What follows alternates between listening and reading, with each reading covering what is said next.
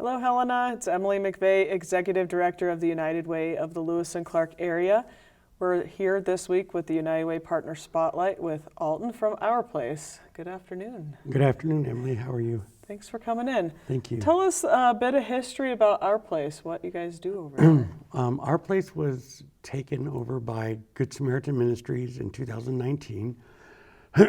Before that, what is now Many Rivers, they run it, and also Western Mental Health used to run it. But in 2019, we took it over and we kept it live through COVID. And it's been reworked over the years. And now we are a recovery, wellness, and resource program. We focus on mental health recovery and substance use recovery.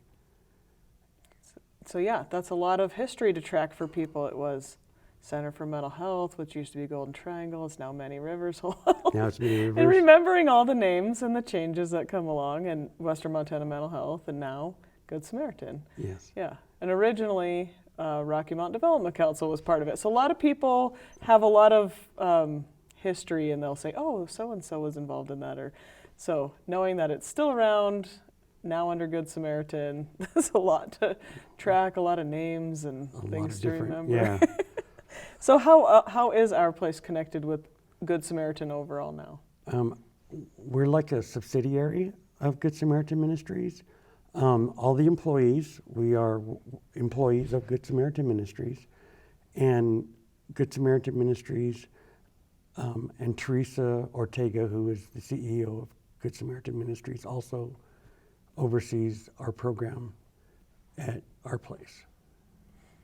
So it's one more piece of the puzzle that happens at Good Samaritan. Yeah, with the we're just outreach another leg. Yep. We're All part of right. the Outreach Ministries program that they have. Because we also have the Assistance Ministry where Ara Babcock runs that. And then Mark Ney, who is our Street Outreach Coordinator. And Mark is actually housed at Our Place. Mm-hmm. So he sees a lot of the clients that we see because a lot of our people are the homeless population. And people could go back and watch the videos of Ara and Mark and the interviews that I've done with them. And okay. Mark made me do math even in his interviews. I can see that. I can see people that. Go back and learn all about those pieces of the work that's done there. Tell us a little bit more about what Our Place looks like now. It used to be a drop-in center, and it's much different today. We're still a drop-in center, but it was originally more like a day shelter. Mm-hmm. We have gotten away from that. And as I said earlier, we are focused on resources, recovery, and wellness.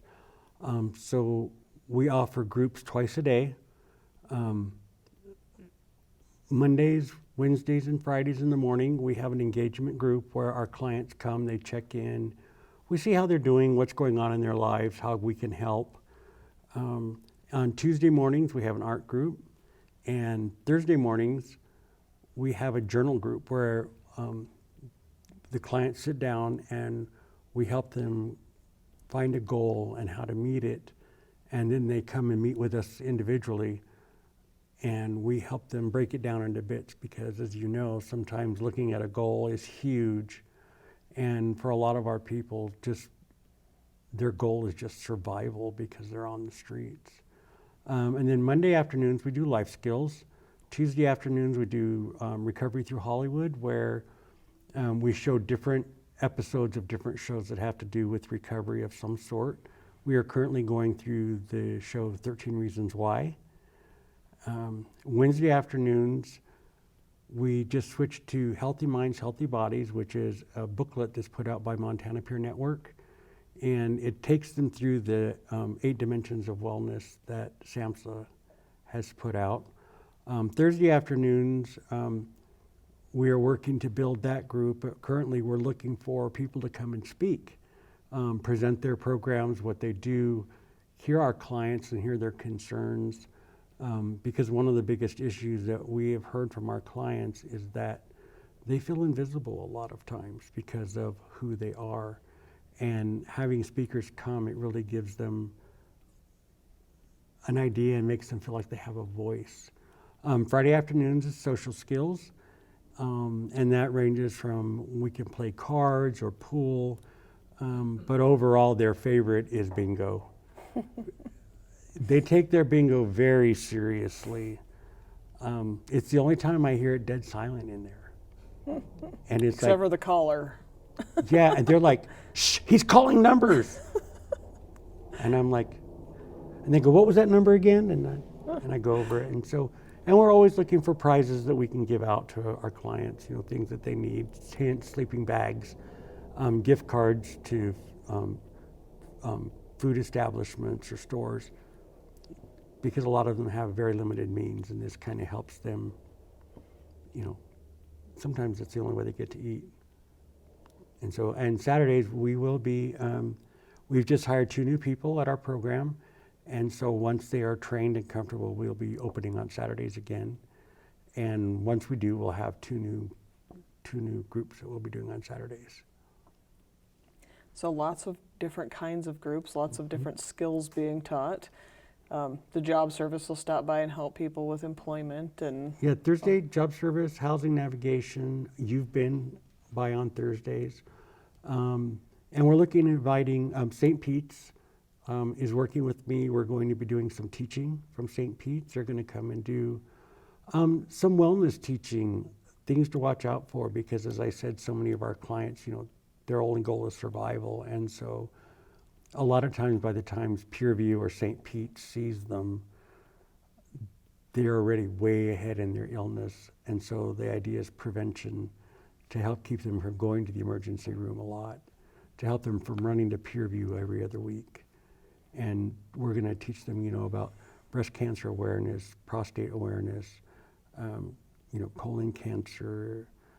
We are actually taking signups for a smoking cessation class through St. Pete's right now. So, we're doing a lot of offering of education as well as recovery part of the program. And you help people get documentation. That seems like a big part of everybody's program over there. So helping people get paperwork that they need again. Yeah, when we're not doing groups, so our groups are 9:30 to 10:30 and 1 to 2:30, and we're open from 9 to 3:30. During the times that there's no group, we help people get their IDs or driver's license, birth certificates, social security cards, apply for Social Security or Social Security disability, food stamps, Medicaid. I recently helped some clients try to sign up for Medicare because it can be a very confusing system for people that it's their first time coming into it. And so we spend a lot of time doing those things too with people. Yeah, that's kind of the basics just to getting signed up for things like jobs and housing. If they don't have their IDs, it's one step away from getting employed or housed or. Yeah. And a lot of times it's the first step is getting their birth certificate. Mm-hmm. And, for a lot of them that try to do it on their own, it's very confusing. They see it's a vicious circle because without a birth certificate and a Social Security card, you can't get your ID. Without an ID, you can't get your birth certificate. Without your ID, you can't get your Social Security card, but you need each of the items in order to get the other items. Right. And so we help them find ways of actually getting those steps done. A lot of them come in and we'll send them over to Teresa at Peerview. And being that she's a notary, she will give them a notarized phone statement so that they can come back and we can do the birth certificate. So there's a lot of steps involved, and sometimes it's being really patient with the system. And all about coordination and teamwork. Yes. So talk a little bit about the clients that use our place and what kind of things they're getting out of the services there now. A lot of our clients, are homeless. They come to us. They stay at God's Love during the night, and then they come to our place during the day. And a lot of them are homeless, just trying to get that one step up. We also get clients from Department of Corrections. When they get out, they're brought to us, and we help them get their services either reestablished or started. We also coordinate with St. Pete's because a lot of our homeless that need surgical procedures. So we work with the FUSE program at St. Pete's to help get them into their FUSE program, and then FUSE will help them find temporary housing for after their procedures. And the clients vary from all walks of life, all ages. The age group we service right now is 18 and over, and we don't have minors in our building. And not everyone that comes to us is homeless, though. Sometimes it's people that are new to town, looking to get started. Sometimes it's people that are housed, but they're looking for assistance with the IDs and the birth certificates and the food stamps. And so they come from all walks of life. And, you know, one of the things that most people don't realize is that so many of us are one catastrophe away from being a homeless person ourselves. You know, a lot of people I talk to, I say, you know, I used to live in another state, and I think of the people of Paradise, California, who several years ago the whole community was wiped out by a major fire, and now the entire community is homeless. And so all of us are in that. And one of the things we help do is we will refer a lot of people down to the Good Samaritan store. And at Good Samaritan, they can get vouchers to get clothing, get housing needs like furniture and smaller appliances, mattresses. And through the assistance program, ARA can give them assistance for some things too. So there's a lot of different things that sometimes if we can't do it, we navigate them towards whoever they can go to, because we know they'll get the assistance. Right. And there's a lot of people. Your numbers that you see every month are fairly high. You send out a newsletter. Yeah, we've been running anywhere from about 700 to almost 900 people a month that come through our doors.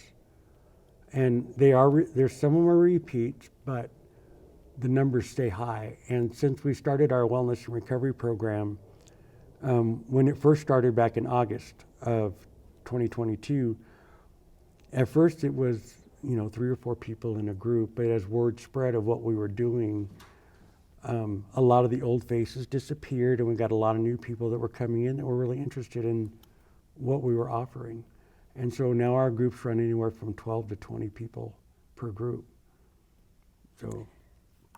And you're And helping people get housed. You have veterans coming in. So you're, like you said, it's all walks of life, lots of different scenarios, just providing that assistance. Yeah. Any other programs at our place that we haven't talked about yet? Nothing that I can think of.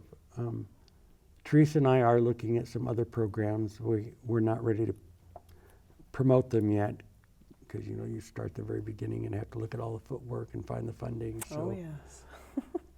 it's all about the funding. But you have a couple of you at least are peer certified. You have a therapist that comes in. So there's a lot of different support levels that are available to people. I'm a certified peer support specialist. I'm also currently working on getting SOAR certified.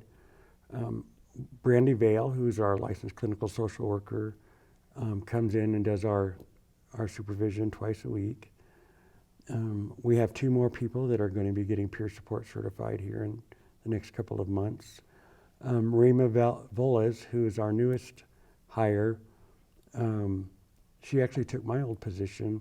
She's going to California for a week, and she's going to be certified in suicide prevention training. And they'll be offering, you know, she'll be offering to do training with the county through that. So as we grow and we get certified in things, we'll be offering more different avenues of assistance. Great. So what can people do to help support our place? People can come by and speak. Like I said, Monday mornings at 9:30 or Thursdays at 1. I'm always looking for people to sign up to speak, to present their businesses. One of the biggest things that we're always looking for is donations of gift cards, of tents and sleeping bags, because we give those out as prizes and incentives. And we're also always looking for coffee, sugar, and creamer, because we go through that. They drink a lot of coffee.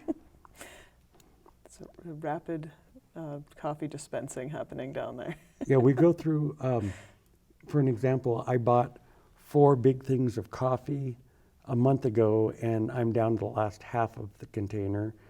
And I bought 3 big 64-ounce containers of creamer, and it's gone. So it goes really, really fast. You know, and a lot of it, for people that are familiar with the 12-step programs, coffee is a big thing for a lot of people in recovery.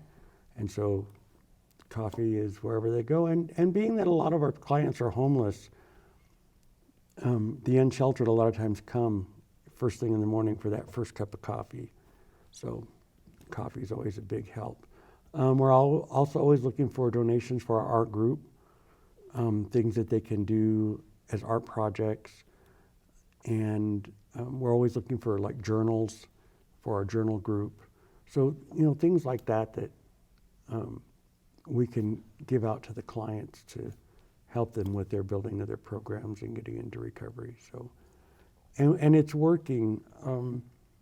There are some people that have been coming to our place for quite some time, and one of them, a young lady, that her comment to me before Christmas was, I do drugs, I like my drugs, and she used other choice words to go with it about what I could do about taking away her drugs.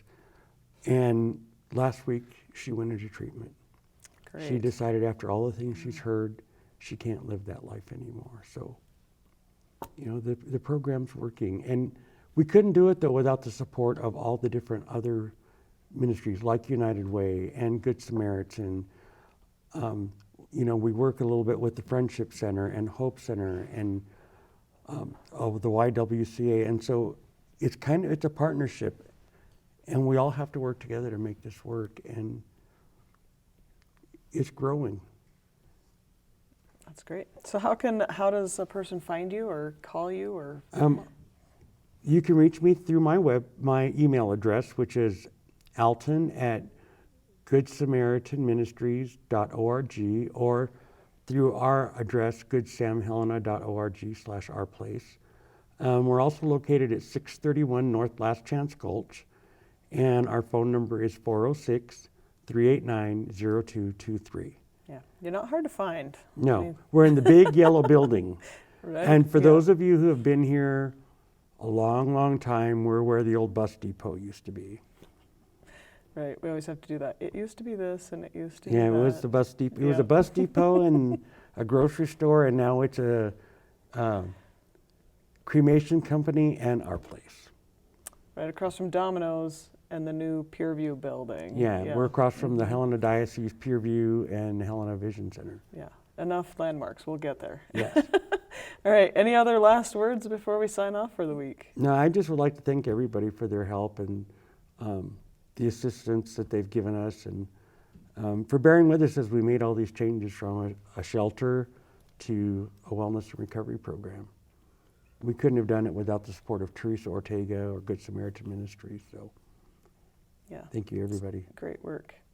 All right, thanks for joining us. Thank you, Emily. All right. Thank you, Helena. We'll see you again next week.